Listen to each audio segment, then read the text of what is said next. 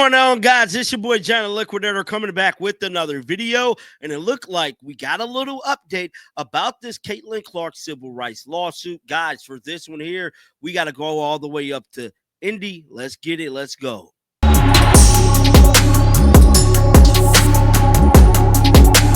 Now, just like I promised, I was coming back with another video, kind of going over this lawsuit situation. So we know, let's have a little timeline here.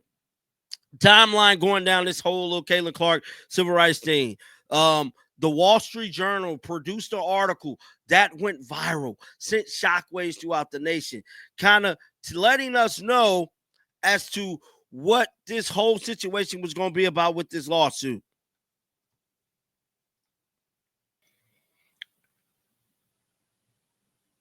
So let's head on over to X right now and kind of pull this thing up, man. So this was the article right here. Hopefully you guys can see this. It says the WNBA and Caitlin Clark civil rights. That was the first really motion to the carousel, man. That kind of got things going here. It was produced on August 3rd by Sean McLean. He was the one who kind of broke the story nationally. Now, immediately after this, we had none other than Stephen A. Smith go on his podcast and speak about the current state and how he feel in regards to this thing growing legs. Now, Stephen A. Smith, another power move play, sending shockwaves throughout the sports world and throughout social media about Caitlin Clark and this damn lawsuit. Now, yesterday, to me, I think this was the final stab in the back of the WNBA commissioner, that is Fox News, basically targeting the commissioner, letting them know that this lies on her. And I'm telling you guys, listen to this. They're talking about civil rights violations. I kind of like what Stephen A. Smith said there. I don't know about civil rights violations, but is there something the league can do to stop this behavior toward Clark? I don't think the league has almost done zero. They've almost said nothing. You don't even hear any outrage. If this was the guys and they were beating up LeBron, Adam Silver would have spoken out already. I don't know what's happening. Now, you guys heard that? You guys heard him. He said if this was the NBA or a guy, Adam Silver would have spoken out already last year. And I'm telling you right now, for Kathy to be silent, and we've been saying this time after time. Again, Kathy, what's the word? Kathy, why you ain't saying nothing? I'm telling you right now. Told y'all, I've been like kind of investigating all of this. Kathy is scared to speak out because this goes back to the Yukon Blue Blood Whistle, the Yukon Mafia. The Yukon Mafia runs the WNBA, and they're everywhere in the W. Now, Gino was not happy, and I'm telling you, Gino was like the grand wizard of it all. I've been telling y'all this. Gino is not happy that Caitlin Clark got all of the shine. Caitlin Clark, pretty much his little test tube experiment basketball player, Paige Becker, she liked that, but she ain't Caitlin, bro. Now, I love Paige. She's great in her own way, but she's no Caitlin Clark. That kind of pissed Gino off. That pissed everybody from UConn off because they're so used to being so dominant, having all the attention and all the star power, and they're jealous. See, this is a jealousy thing. They're jealous that Caitlin Clark got mainstream attention. No one from UConn ever got that. Now, let's take it back to the commissioner.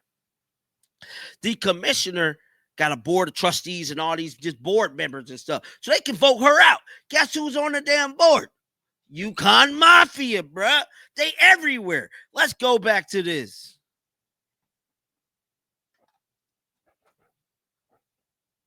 I've never seen such resentment. It reminds me, for example, nobody cared about soccer in the 70s until Pele came here. Next thing you know, you have 77,000 people at Giant Stadium. No one tried to kill Pele. Yeah, they played him harder, but they said, thank you. Even opponents, my goodness, everybody's salary jacked up. David Beckham comes to the MLS. They had a bigger crowd at his press conference than they had most MLS games. There was my goodness, this 32-year-old superstar brought all the stardom to this league. There was some people who wanted to look good against him, but they didn't resent him.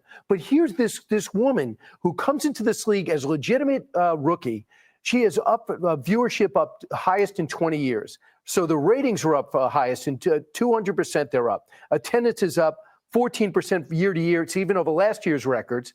And now all of a sudden, people are looking at this league because of this crazy meme coin. These idiots started throwing sex toys onto the court to get heat around their meme coin. And it worked because this meme coin, when they found out who this was on Friday, started rocketing up in terms of value. Okay, well, Brian wanted to take it into PG-13 territory, so let's go with that. Well, you teased this whole I know, and the thing is that I had to sit through a Gutfeld segment, and we were, talking about it, and they're making sales are up 400% of WNBA jerseys just because of her presence. But her presence is resented by about 80% of the other players.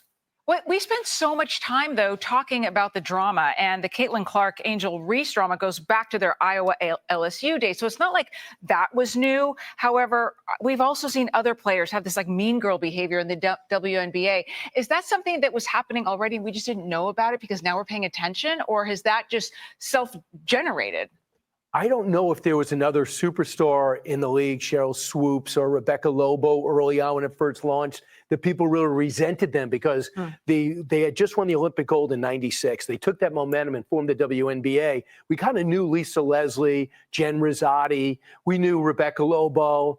And we knew Yukon was selling out 18,000 over it. All of a sudden, women's sports were mattering. They go to the Olympics. They get gold. They launch this league. And it just fell like a rock. They were unable to sustain the momentum. I'm not sure it was happening because they had nobody to resent as much as they did this kid from Iowa who went to Indiana and revitalized the sport. It's one of the craziest storylines I've had a chance to cover. Look, the WNBA has screwed itself on this deal, in my opinion. You're right. They've been subsidized by the NBA since their beginning. They had a great starting point with Rebecca Lobo with all of this. Now, this video currently has over 80,000 views in 14 hours. That is on Fox News talking about this civil rights thing. And I'm telling you right now, bro, this civil rights thing is getting for real. It's making Fox News. What's next? CNN? I told y'all, bro. Donald Trump is going to have to be forced to put his hand in this bucket. And if Donald Trump put his hand in this bucket, I'm telling you right now, this thing is going to be hotter than World War III for the WNBA. I ain't lying. I mean, Caitlin Clark already is hurt. She's already going through growing pains in this league, and it is looking spooky for the WNBA, and I am happy they turning up the heat. I am happy they doing all these things because this should have been said last year. And I told y'all I was going to be one of the biggest people to track this, keep an eye on this, and track every damn development within this civil rights case because it should have been talked about. Get down in the comment section. Let me know y'all thoughts about this, bruh. Keep them bells on because I'm coming right back with another one. You do not want to miss it. And until next time, do me a big favor. Shake the damn haters off. I'm out of here, bro. Peace out.